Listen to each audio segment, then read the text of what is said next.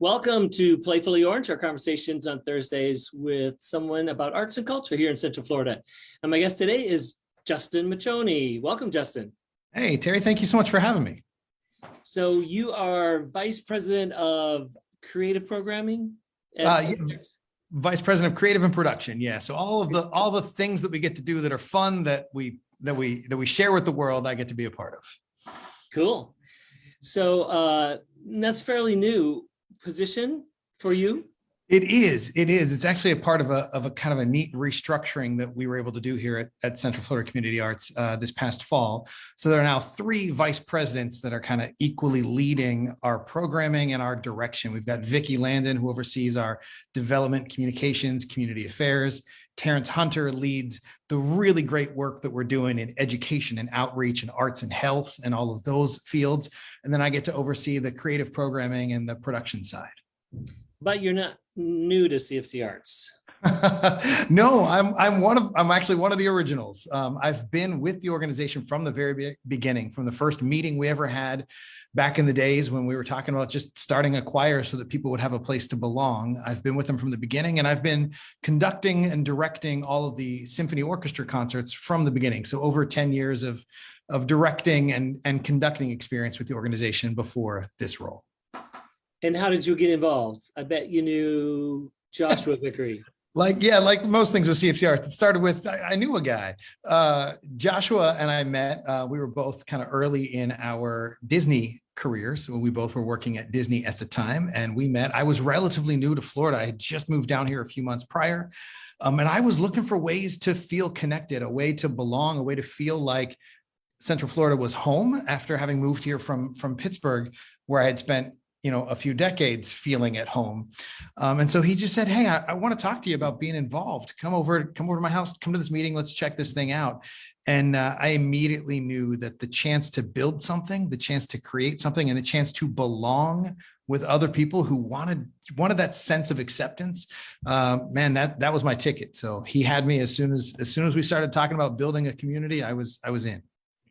And you came here for that job at Disney? Was that a musical related job? It did. It was in entertainment. Yeah, I had actually, my background had been in music and education and conducting and consulting and nonprofit work in Pennsylvania.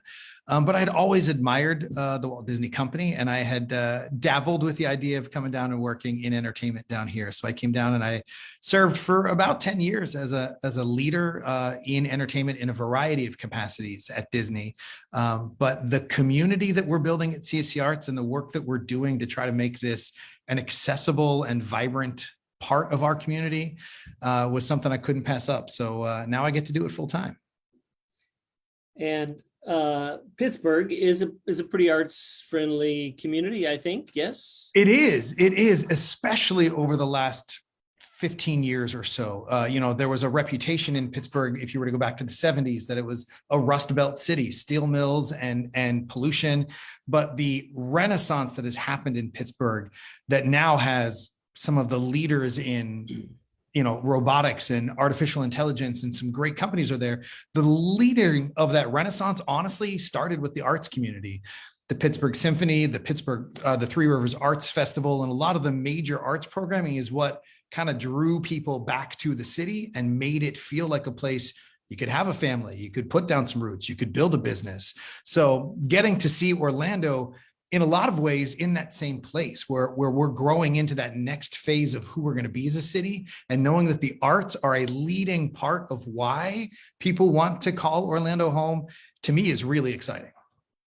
Is there anything that we're missing that you could bring to us from Pittsburgh? Am I allowed to ask for a professional football team? Is that an option?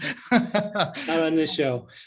No, I'm kidding. No, I think for me, the only things that I wouldn't say that we're missing. They're things that we're really just uncovering. So you look at the opening of Steinmetz Hall last week and the Dr. Phillips Center and the quality of the venues that we're building here. And then you start to look at things like Immerse and Fusion Fest and a lot of those other collaborative events that have only been around for 5 or 10 years in some cases. I mean, the Fringe Festival obviously has deep roots here, but we're just on the early edge of those things. And I think what we're missing is time and investment in the people that make those things happen, because that's where you get a sense of community and a sense of identity, is when you really say, you got to come to Orlando because we do this thing that you can't do anywhere else. And what's the thing that you most, or is at the top of your list when you're talking to someone about how proud you are of being in Central Florida? For me, it is the diversity. There are lots of Pittsburgh. Loved obviously the experience that I grew up in Pittsburgh, but where I grew up, a lot of the people had the same experiences as me. When I moved to Orlando, and I realized that almost everyone I was meeting had grown up somewhere else. They had different experiences, different favorite foods. I can walk down a street here and try food from 8 different countries within 3 blocks. So to me, the diversity of Orlando, the diversity of ideas and cultures, and what that allows us to create together is so vibrant. The community. The other thing I'll add is this is a really kind, gracious, giving community. There's a real sense of, you need help from someone, they'll step up and offer help. You want to collaborate on something. Everyone we've ever asked to collaborate has said, sure, yeah, let's do it. Let's figure it out. So that sense of community and excitement is one of my favorite parts about being here. That's great. Well, what's coming up? What's coming up at CFC Arts, or what's coming up for you next? Well, I mean, for us, this is an incredibly exciting time of the year. It's January, it's early in the year, and we are about to kick off a lot of what we do. So of course we have shows and concerts and things that we're going to put on sale and things that we're going to want the public to come see and experience over the course of the next several months. But what we really are focused on right now is our members. One of the things that makes CFC Arts unique is that we are a member-driven organization. We are a community first and an arts group kind of second. We're a group of people that love to get together and hang out. And because we're hanging out, we sing, or we play instruments, or we act. So we're kicking off our seasons. So now is a great time. If there's anyone out there that wants to get involved in a choir, wants to play an instrument, is looking for a place to belong, somebody who's kind of weathered these last couple of years of uncertainty and has said, I need a network, I need a home, I need a community. This is a great time. Our choir, which is kind of our biggest community of the most loving people you could ever meet, no previous singing experience required, kicks off on January 31st. So coming up in just a couple of weeks. And that's kind of our next big focus, is getting all of our members back together and enjoying each other's company. So Joshua was the prime conductor of the choir. Is Brandon taking that role, or what's happening there? No, that's a great question. So yeah, Joshua obviously was the face of the organization and the choir for a long time, but he'd been doing some pretty good work over the last couple of years of delegating and kind of preparing for transitions. We talked a lot about succession planning because I think he knew in the back of his head somewhere that day would come. So Brandon Fender has been with our choir now for several years. The last few concerts we've done have been under his direction, and he is our director of choral programming now. And then Shannon Lynn Carson is his assistant. We've got 2 incredible conductors. Brandon's going to focus on our large community choir this year. Shannon's going to focus on growing our men's ensemble and giving the tenors and the basses of the world the chance to build a little deeper connection and sing some really fun music. So our choir is in really good hands. That's great. And for you, what particularly are you looking forward to? My favorite part of what we do, I'm probably not supposed to say this, but my favorite part is not the performances. They're great. Our shows are incredible and they're always worth coming to, and the energy in the room is great. But I love the process, Terry. I love rehearsing.